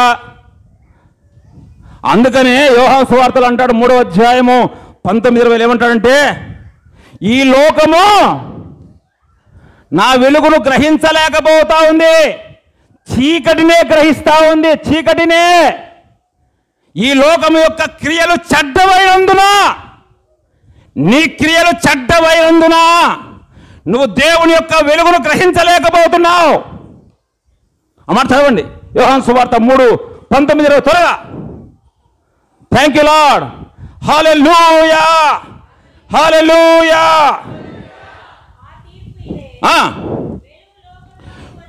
వెలుగు లోకములోనికి వచ్చెను గాని క్రియలు చెడ్డమైనందున మనుషుడు వెలుగును ప్రేమించగా. ఎందుకు చీకటిని? చీకట్లో ఏముంది? మంచి మజా ఉంది. మందు తీసుకుంటే మంచి మజా, ఒక 2-3 గంటలు. వ్యభిచారం చేస్తే ఒక 10 నిమిషాలు మంచి మజా ఉంటుంది, అంతే కదా. దేవుని నమ్ముకుంటే, యేసుక్రీస్తు ప్రభు నమ్ముకుంటే చీకటిలో ఉన్న క్రియలను ఏం చేయాలి? విడిచిపెట్టాలి. అవి విడిచిపెట్టలేక ఈరోజు ఏమని మాట్లాడుతున్నారంటే, మతోన్మాదులు ఏమని మాట్లాడుతున్నారంటే, మతాన్ని మార్చడానికి వచ్చారంట యేసుక్రీస్తు. ఎవరికి కావాలా? నీకు మతం ఎవరికి కావాలా? కులం ఎవరికి కావాలా? నేనే మార్గమును, నేనే సత్యమును, జీవమును. నేను 2015 మే మాసంలో డిప్రెషన్లోకి వెళ్ళిపోయిన తర్వాత చనిపోదామని నిర్ణయించుకుని ఒక ఆదివారం ఇట్లా చర్చికి వచ్చి, రైల్వే ట్రాక్ దగ్గరే ఉంటుంది మా చర్చికి, అగాపే కల్వరి చర్చ్ నాయక్ నగర్లో ఉంటుంది. ఆ చర్చికి ఎదురుగానే ఉంటుంది రైల్వే ట్రాక్. చనిపోదాం అనుకున్నటువంటి నన్ను దేవుడు హెచ్చరించాడు. ఆయన స్వరం నాకు వినపడేట్లు చేశాడు. నా గొర్రెలు, నా గొర్రెలు, నా గొర్రెలు, నా గొర్రెలు. తన గొర్రెలకు కాపరి ఏం పెడతాడంట? తన గొర్రెల కొరకు తన కాపరి చప్పట్లు కొట్టాలి. 2024 సంవత్సరాల క్రితము నా పాపముల కొరకు, శాపముల కొరకు కల్వరి శిలువలో మరణించి సమాధి చేయబడి మరణాన్ని జయించి లేచిన దేవుడు నాతో మాట్లాడాడు.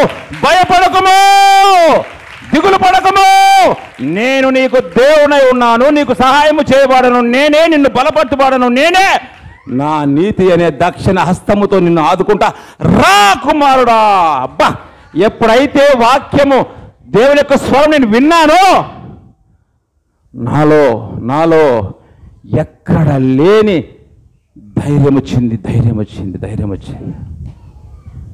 ఆ రోజు నేను చనిపోయింటే ఎక్కడికి వెళ్ళావని తెలుసా? ఎక్కడికి వెళ్ళావు? నేను స్వర్గమా, పరలోకమా, నరకానికి.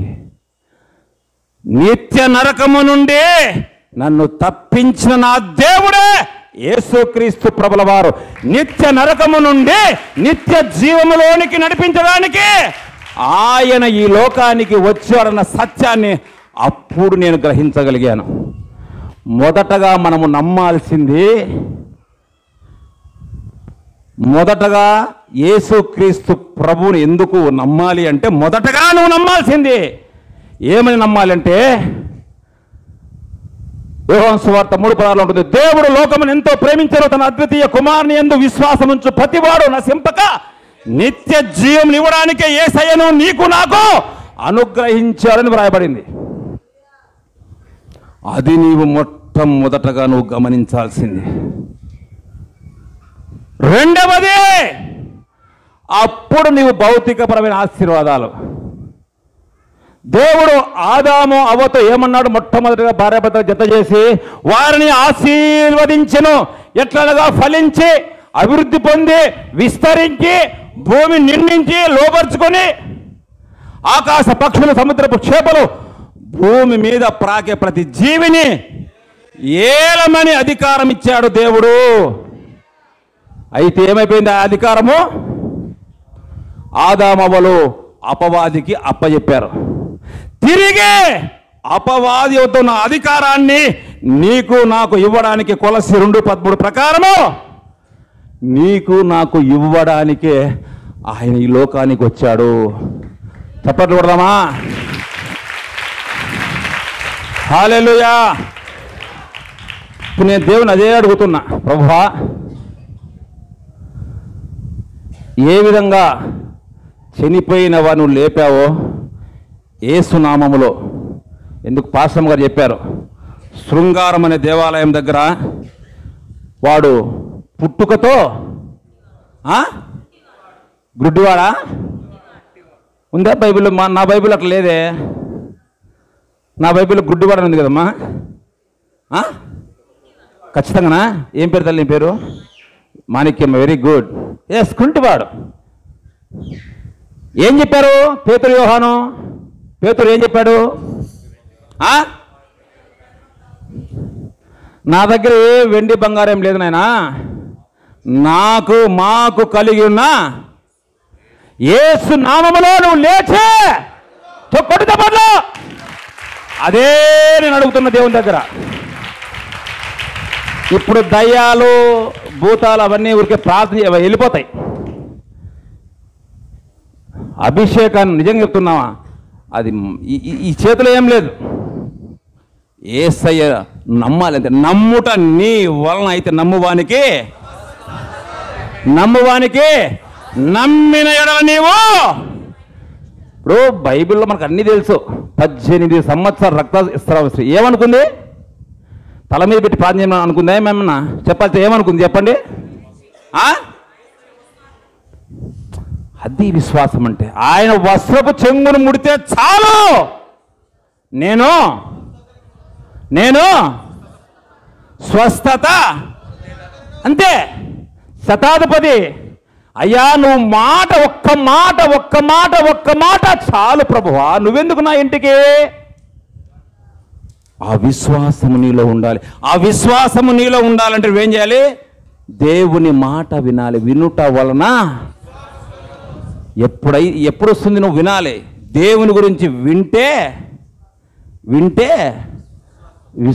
విశ్వాసం వచ్చిన నువ్వు మాట్లాడతావు. అందుకే పౌలు అంటాడు, నేను విశ్వసించి తిని గనుక మాట్లాడి తిని. ప్రియమైనటువంటి దేవుని బిడ్డలారా, ఆ మాట విన్నానా? రైల్వే ట్రాక్ నుంచి వితిన్ 2-3 మినిట్స్ అంతే ఉన్నింటి నా నరకములో. అక్కడ నరకంలో నిత్యము అగ్ని ఆరదు, పురుగు చావదు అని వ్రాయబడింది బైబిల్లో. నేను అందుకే దేవునికి ఎప్పుడు కూడా కృతజ్ఞతలు చెల్లిస్తూ ఉంటాను. చెప్పాను కదా, నా భార్య ప్రార్థన చేసింది, ఏలియాకు ఏ విధంగా పంపించావో ఆహారం యేసయ్యా నువ్వు నాకు పంపించి, మా ఇంట్లో ఆహారం లేదు, నువ్వు పంపించాలంటే పంపించాడు.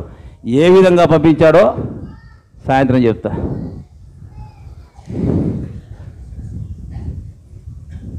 నేను ఎందుకు ఈ మాటలు చెప్తున్నానంటే, ఇప్పుడు మీరు వచ్చినటువంటి మీతో పాటే ఒక్క 5 నిమిషాలనా, ఒక్క 5 నిమిషాలు.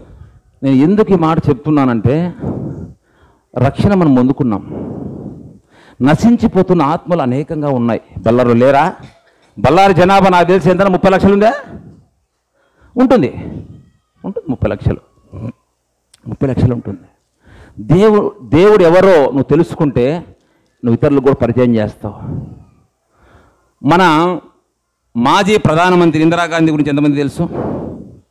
ఇందిరాగాంధీ గురించి 1, 2, 3, 4 మీకు ఎవరు తెలియదు ఇందిరాగాంధీ గురించి? మా అయ్య తల్లి, మాజీ ప్రధానమంత్రి అమ్మ ఇందిరాగాంధీ.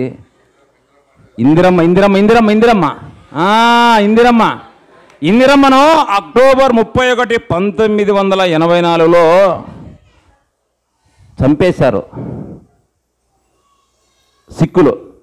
సత్వంత్ సింగ్, బియాన్ సింగ్, కెన్వర్ సింగ్, బల్బీర్ సింగ్ అని. అయితే ఒకరిని బియాన్ సింగ్ని అక్కడే గార్లు చంపేశారు. ఈ ముగ్గురిని 89 ఉరి తీయాలని చెప్పేసి ఒక జీవో పాస్ అయితే రాష్ట్రపతి కూడా క్షమాభిక్ష పెట్టలే. ఆ బల్బీర్ సింగ్ అనే అతను,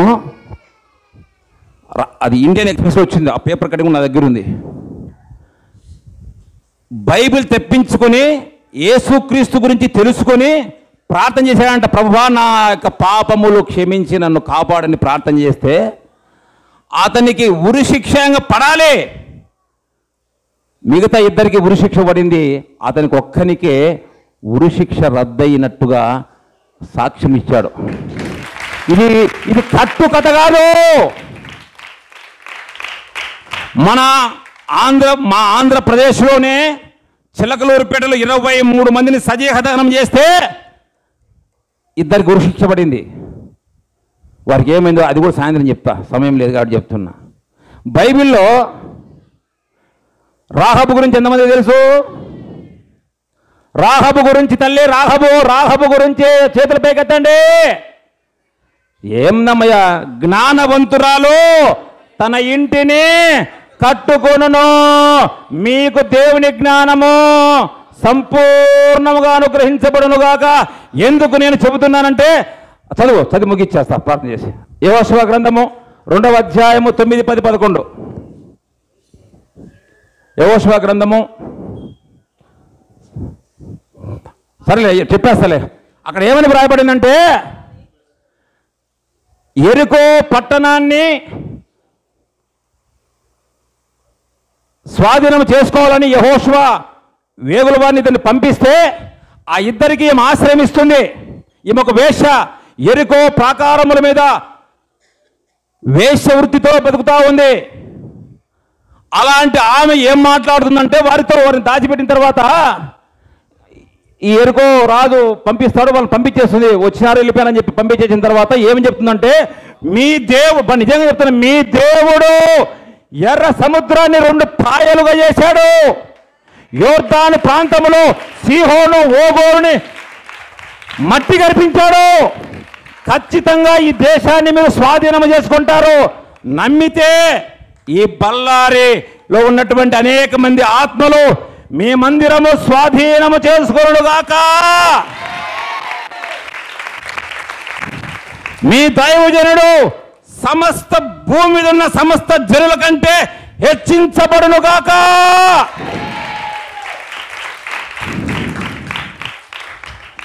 ఏమంటుందంటే, నా తల్లిని, నా తండ్రిని, నా అన్నదమ్ములను, నా అక్క చెల్లెండ్రను, వారికి కలిగిన వారందరినీ.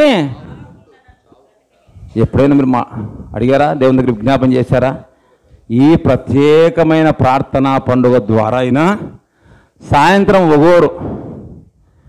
ఒక్కొక్క స్త్రీ, ఒక్కొక్క పురుషుడు ఒక తీర్మానం చేసుకోండి. మినిమము ఒక 5 మందిని పిలుచుకొచ్చేటట్లు. నేను ఏది చెప్పినా గుర్తుపెట్టుకో, ఒక్క మాట చాలు మీ జీవితాలు మారడానికి, మీ కుటుంబాలు ఎందుకంటే ఆయన మాట ఇస్తే, అబ్రహాము దేవుడు, ఇస్సాకు దేవుడు, యాకోబు దేవుడు ఇచ్చిన వాగ్దానమును నెరవేర్చుటకు హెబ్రీ 10:20 ఉంటుంది. ఆయన నమ్మదగిన వాడు, ఇచ్చిన వాగ్దానమును నిక్షేమగా గట్టిగా పట్టుకొని అది నెరవేర్చే వరకు నువ్వు అడగాలి. కాబట్టి దయచేసి చెప్తున్నా, సాయంత్రం మేము ఒక్కొక్కరం 5 మందిని పిలుచుకొస్తామంటారు. చేతుల పైకి ఎత్తండి.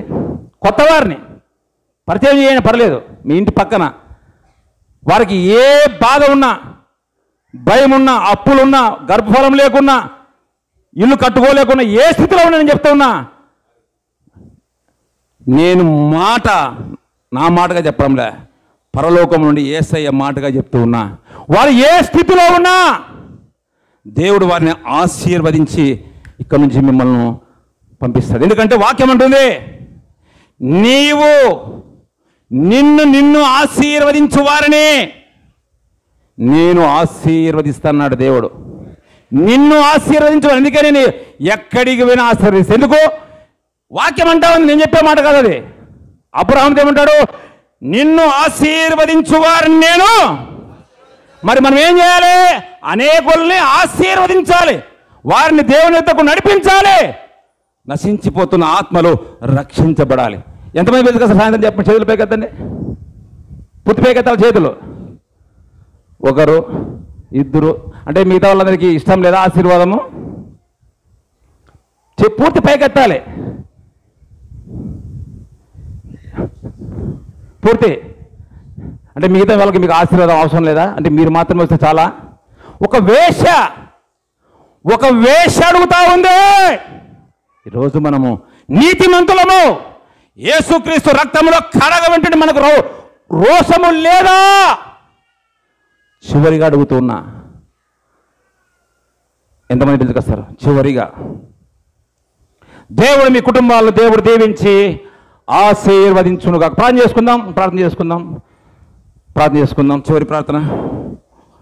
Thank you lord.